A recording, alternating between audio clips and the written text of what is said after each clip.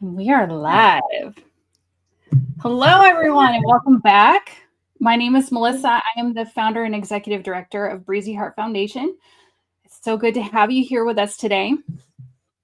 So, I want to start this off by asking you a question. How many of you feel like you're constantly walking on broken glass? That every step you take, every decision you make has to be run through a filter of how is this going to set them off? Now, if you joined us for session 6, you started that important work of reclaiming your voice. And today we're going to do something even bigger. We're using that voice as a shield against the anxiety and the pressure that tries to drag you back into compliance. So let's talk about growth. What is the growth we're talking about here today? We're not talking about external success. Growth in recovery means the non-negotiable process of reclaiming your authentic self and establishing those internal boundaries needed for your peace and your safety. And growth is the essential structure that protects your mental health and internal stability. And many of us grew up with the message, especially as women, that we had to ask for permission to prioritize ourselves. But the most important truth we want you to internalize today is this: your growth is essential for your survival, and you don't need anyone's permission to be who you are. Hello, everyone. That was so powerful. Thank you, Melissa. And that feeling of walking on broken glass, that's what I want to address next. I'm Jill McKnight, a trauma-informed life coach and founder of Locate Coaching and Speaking. And in my work, I see this central, really hard truth in recovery play out every day. The moment you choose to grow, the system that benefited you from being small, staying small, will fight back. They relied on the old compliant you. That's why we stress that your growth doesn't require approval. Because when you take that authentic step, they will immediately use guilt, criticism, and emotional leverage to try and force you back. Oh, that terrifying feeling you get when you are going to set a boundary, it's a sign. It's a sign that you're doing the right thing. You're not wrong. It's a sign that your nervous system is programmed to shrink and apologize. This predictable pushback is actually validation that your growth is working. And we're here to prepare you for that fight. Today, we're going to give you the anchor statement, your internal bodyguard, that short, powerful tool that you'll use to shut down that old program of compliance and hold the line, actively protecting the growth you've earned. Yes. So, what I'd like to do is have everyone take a deep breath together and anchor into the reality of this work. So, let's just pause here, take a deep, grounding breath.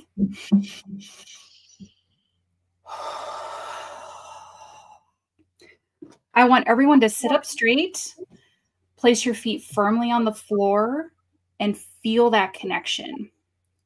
Now, let's take another slow, deep, grounding breath in, filling your belly. And breathe out slowly, letting your shoulders drop. And just feel yourself here in this moment. Okay, so now with that grounding in mind, I want you to engage your focus and visualize one boundary, just one single boundary that you recognize you need to set soon. Now, I want you to confront the hardest part. imagine yourself actually setting that boundary. Imagine the words spoken, the action you'll take, and then the feel of that immediate, intense pushback coming at you. That spike of panic, the guilt. What is the first single word that surfaces for you?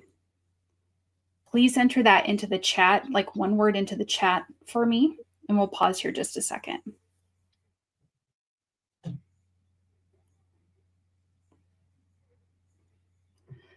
Thank you for engaging. Thank you for your internal reflections. Whether you shared a word or are reflecting internally, your emotional response, well, it's data. I want you to observe the words that come up. Is it dread, guilt, or maybe panic? So we focus on this because that intense physical feeling that you just had isn't about what's happening right now. It's a physical echo of your past. It shows up as that profound, overwhelming shame because that level of fear was hardwired during your earlier high-stakes times when you had to be compliant to survive. It's your old survival programming taking over.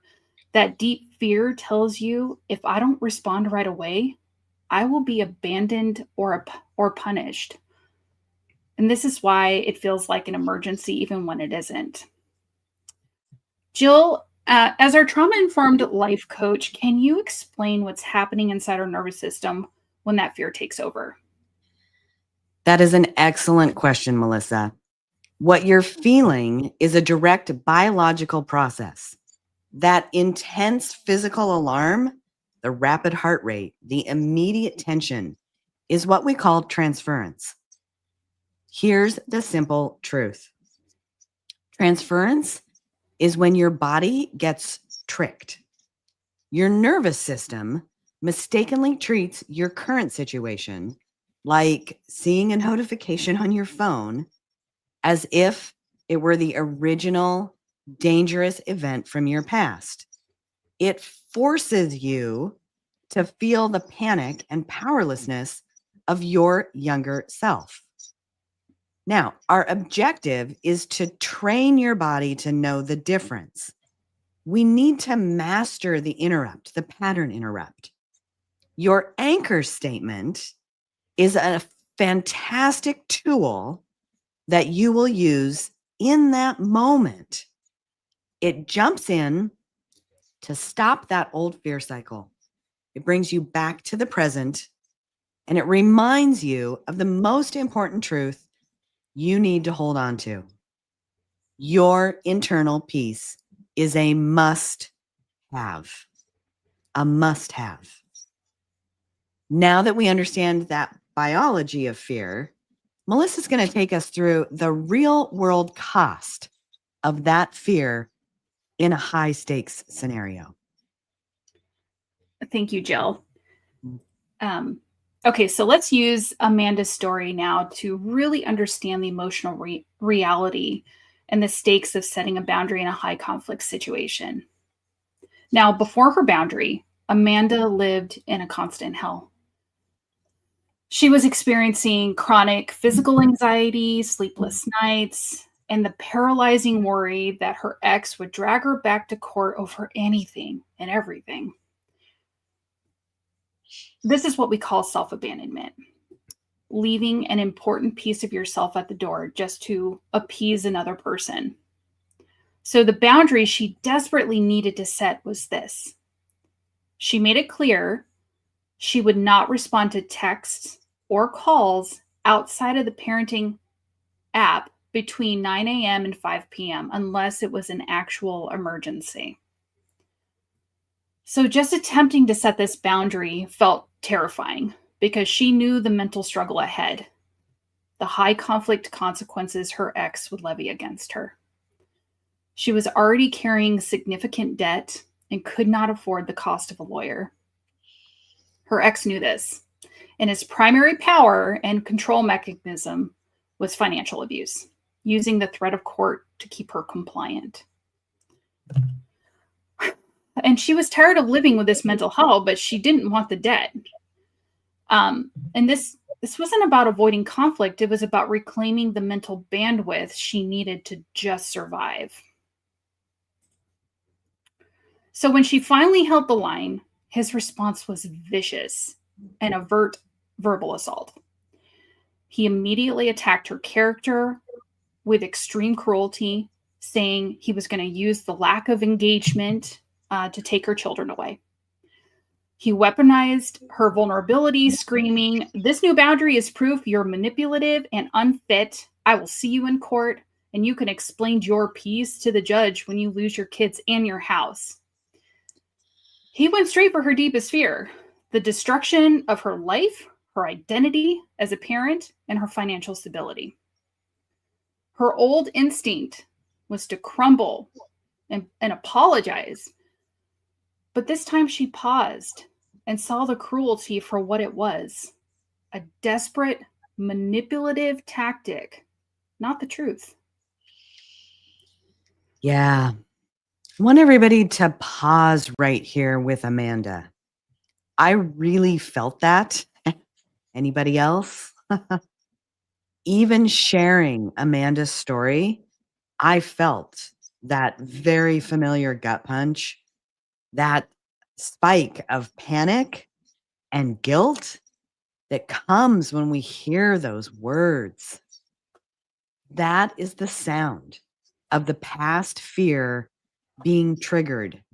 And oh man, is it a terrifying sound. The good news is that Amanda didn't break. She gave herself a gift, and that gift is the pause. That pause, that split second after the scream and the threats, is the entire battlefield.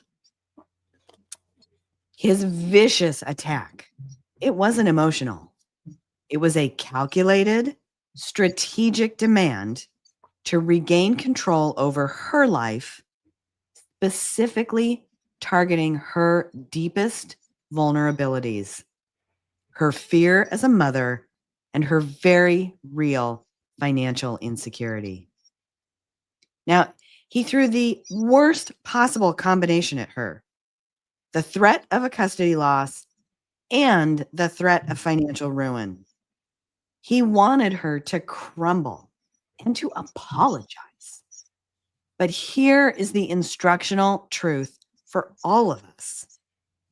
She didn't need to argue. She needed to hold steady.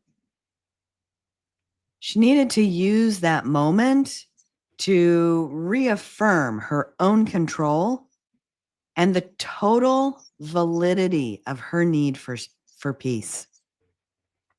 When the language is this cruel, when the threats are this extreme, when they go straight for your children, your debt, your identity, it's not proof that you're wrong. It is definitive proof that your boundary is working. It shows they are desperate because they want that old compliant system. And your boundary is showing them that that's failing. You're changing. You can feel it. And they see it. And they are desperate to force you back into the old pattern. Absolutely. So, what I want to do is let's take a moment to absorb what Amanda went through. We've talked about the spike of fear, but we need to deal with the aftermath. And so, I want everyone to take another slow, grounding breath in. Feel your feet on the floor. And now I want you to reflect on the cruelest threat the ex used: custody, money, identity. What specific fear in his attack would hook you the deepest? Because that painful hook is where the old shame lives. That's the part we must protect. And we're going to counter that old narrative with a new truth. So what I want you to do is I want you to place your hand over your heart. This is a gesture of self-compassion. Now quietly affirm this new truth. Repeat it to yourself. Protecting myself is loving. I am allowed to set this boundary. I want you to take that truth in, because your peace is not selfish. It is absolutely necessary. Now, holding that truth in your heart is the first step. But to make it automatic, we have to understand why the pushback hits us so hard and why it goes straight for our identity. So Jill is going to take us deeper into the core wound of shame and how it's exploited in conflict. Thank you, Melissa. Everything we just discussed, Amanda's pain, the threats, that tight feeling in your chest, it all points back to one thing, and that's shame. Let's look at the core wound. Complex trauma. This is trauma that occurs repeatedly and cumulatively, often in childhood. Complex trauma fundamentally reshapes your identity. It forces us to confuse shame and guilt. This distinction is a cornerstone of your healing. If you don't know the difference, you can't defend yourself. So guilt is about action. It says, I did something wrong. It's resolvable. You can fix the action. Shame, on the other hand, is about your identity. It says, I'm wrong. It is the deeply false belief that I am not good enough, which is so corrosive and paralyzing. Shame attacks your being, not your behavior, making it feel inescapable. Think of parents of primary caregivers as a mirror. In a healthy home, the mirror reflects you are lovable, you have value. In complex trauma, the mirror reflects judgment, anger, or neglect. The child has no choice but to conclude, it must be my fault. I must be unlovable. I'm not lovable. This builds the most painful belief. If I am authentic, I will be rejected. This forces your priority to shift from love to hiding your true self. So when the ex in Amanda's story threatens her identity, calling her unfit, a calculated liar, he is weaponizing this core shame and the wound that comes from this core shame, because he knows it's the fastest way to get her to abandon herself and revert to compliance. Exactly. That understanding that shame attacks your identity, it's really critical in this work. So how do we cope with that pain? We develop elaborate strategies. And now we're going to take we're going to look at the practical ways that core shame forces us to abandon ourselves through different survival roles. So that underlying unresolved shame creates what we call survival roles, or what many of us just refer to as our masks. These are not flaws at all. They're the ways we learn to cope with feeling broken and to earn love we thought we had to work for. So the first mask is the hero. Now, this role says, I will be perfect and take care of everyone to earn love. What this does is it's that internal pressure here is relentless striving. You can never rest because the moment you do, you fear your value disappears. And the second mask is the jester. So this role decides, I will keep things light and funny so everyone likes me and the tension goes away. The internal cost, however, is the suppression of genuine emotion. You basically sacrifice your authentic feelings for the comfort of the room. And the third mask is the invisible child.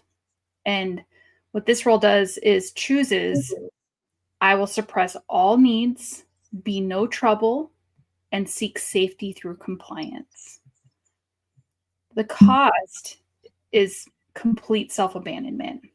You try to make yourself as small as possible to avoid attracting conflict. And this leads us to the ultimate survival skill, fawning.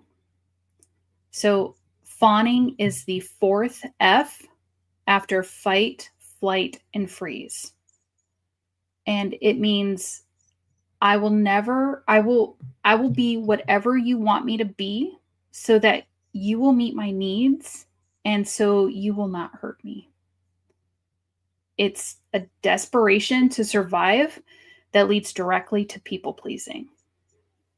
But you know what? Let's be clear. People pleasing isn't kindness. It's a trauma response driven by the fear of annihilation or abandonment. So when you use your anchor statement, the tool we're about to teach you, you are performing a neural interrupt. You are disrupting this deeply rooted fawning cycle and making the conscious choice of authenticity over abandonment. Thank you, Melissa. Yeah.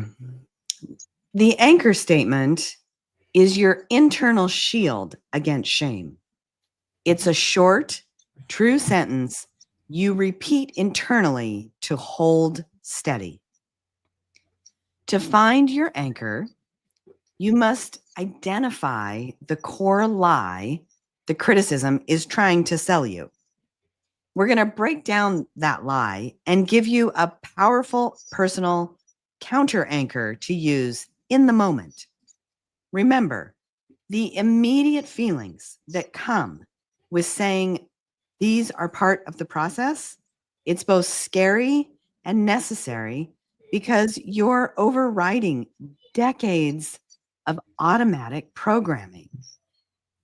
Lie number 1, I'm being selfish. The high conflict person will use guilt to tell you that setting a boundary is selfish. They need you to believe that your needs don't matter.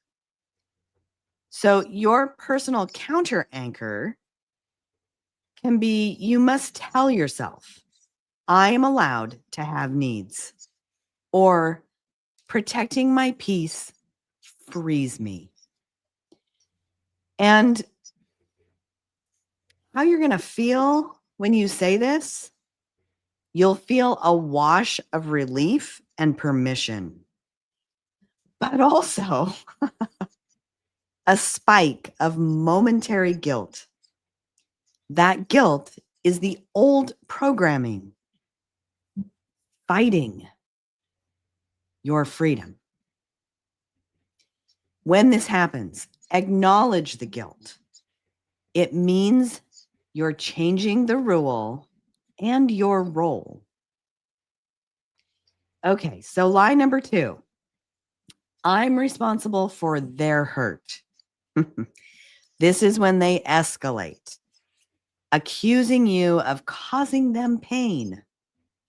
They are projecting their feelings onto you to force you to comply. So, personal counter anchor could look something like this. You tell yourself, their feelings are not my emergency. Or you could do, I am only responsible for my truth. Right? And how you're going to feel. This one gives you clarity and it builds self-trust. And you'll experience a raw fear of rejection because you're challenging their control. You are trading the immediate comfort of compliance for the long-term integrity of your soul. All right, lie number 3. I'm a bad person for changing. This lie attacks your core identity. It says your effort to grow makes you fundamentally flawed. So, your personal counter anchor in this case could be that you affirm, my change is my healing, or I deserve to take up space. Now, that feeling, you're going to feel self-compassion and a sudden surge of strength and defiance and empowerment. That's the real you fighting back. The feeling of defiance is your nervous system beginning to rewire for self-protection. Exactly. And now that you know the lies they use and the truth you need, it's time to build your defense tool. I want you to take the next minute and write down your own 1-sentence anchor statement. Now, this isn't for anyone else to read. It's your private internal lifeline. Keep it simple and focus on your truth. It should be easy to remember when you're under stress.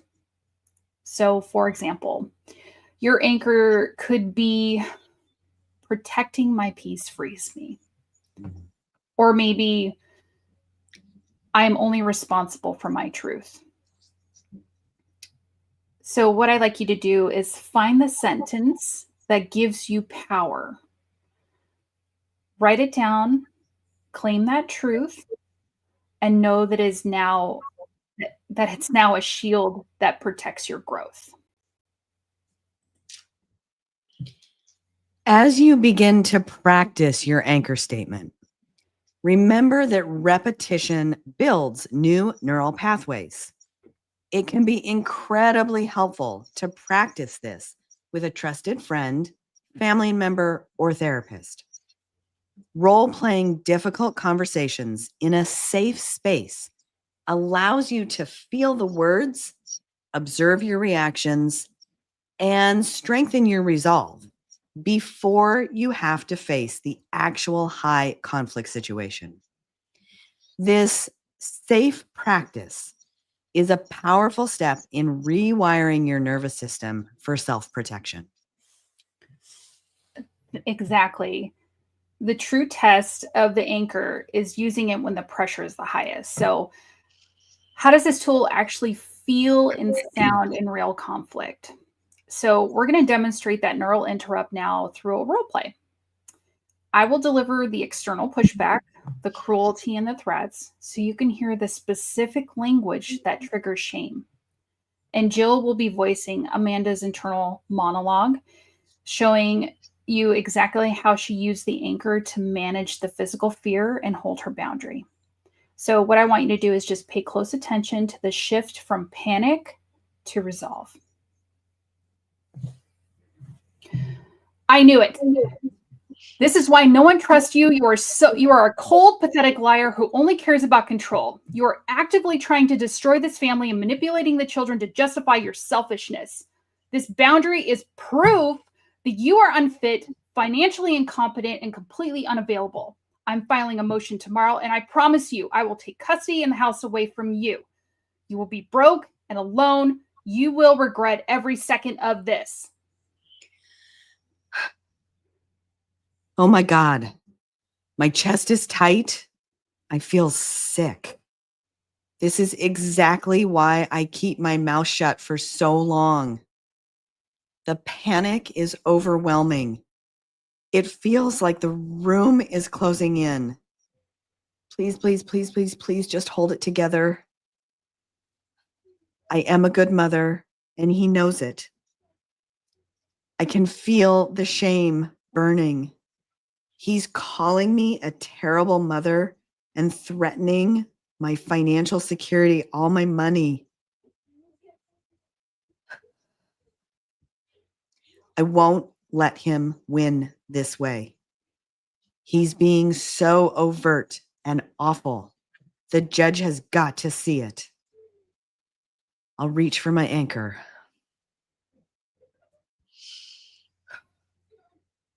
Protecting my peace frees me. Protecting my peace frees me. Protecting my peace frees me. I just have to hold the line. The fear is still there. It's loud, but suddenly the feeling of being free is louder.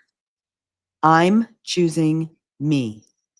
I'm choosing my healing over his drama. I am not even looking at my phone again tonight. That peace, that quiet peace I get from this one moment is worth dealing with all of this awful fear.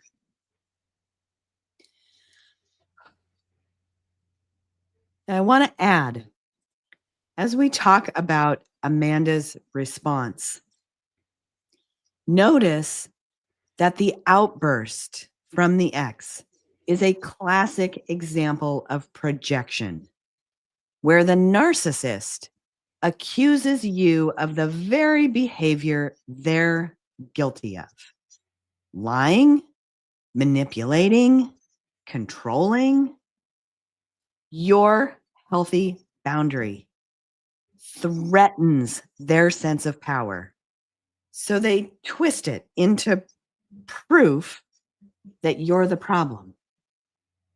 The threats about custody, money, and isolation are intimidation tactics designed to trigger fear and regain control.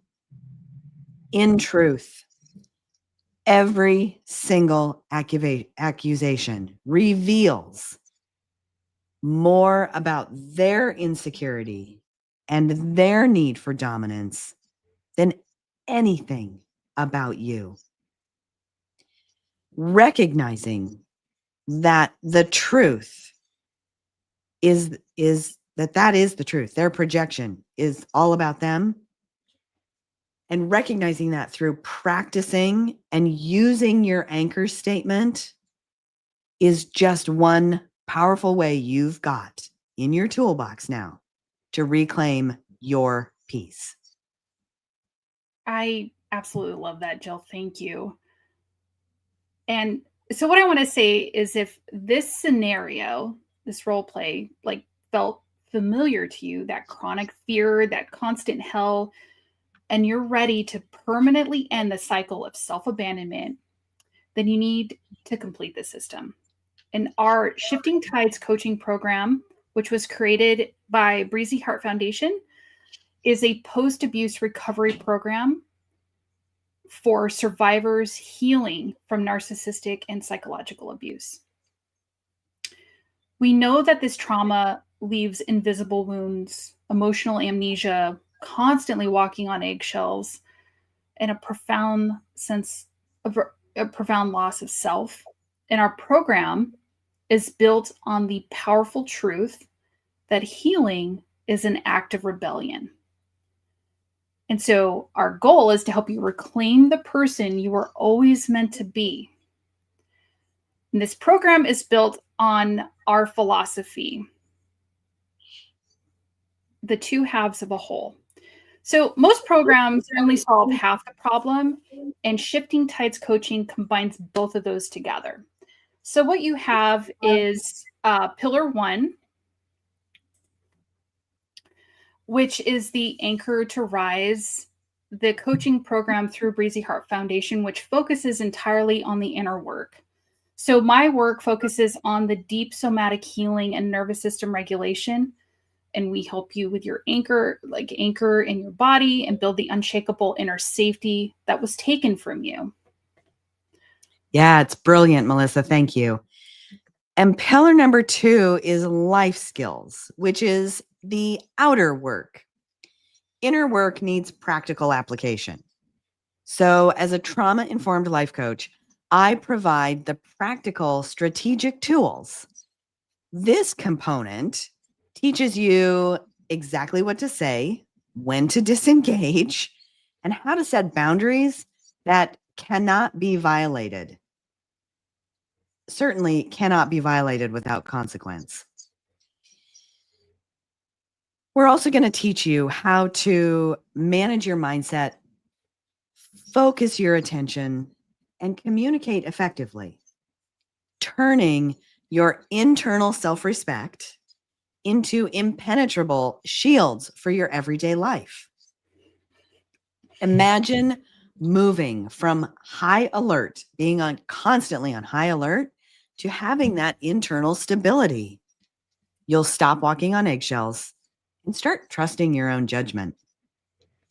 This is more than just coaching. It's a 24-week transformation. Don't wait for your life to stabilize. That time will never come. Build your own stability. Take your control back and build your own stability. We can help you with that. Our next cohort launches on January 6th, 2026. Can anybody believe it's almost 2026? The enrollment details, including we have a fantastic limited time early bird price, and we're offering flexible payment options, will be sent out in the next few weeks.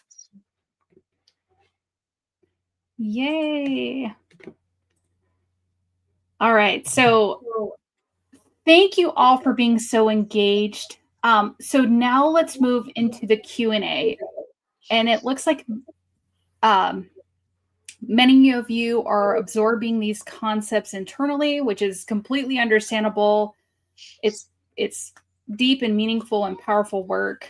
We know that sometimes that these questions feel too personal for the chat, and that's okay. So we anticipated that, and we have pulled the top questions we hear from survivors just like you to guide our Q&A.